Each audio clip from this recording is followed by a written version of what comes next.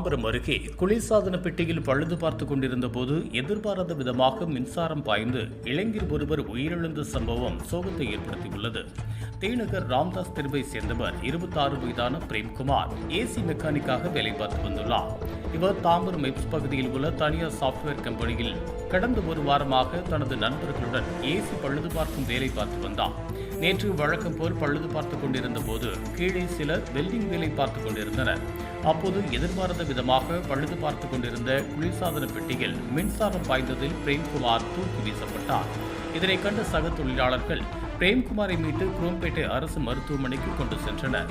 அங்கு பரிசோதனை செய்த மருத்துவர்கள் அவர் ஏற்கனவே இறந்துவிட்டதாக தெரிவித்தனர். சம்பவம் குறித்து வழக்கு பதிவு செய்த தாம்பரம் போலீசார் தற்போது விசாரணை செய்து வருகின்றனர்.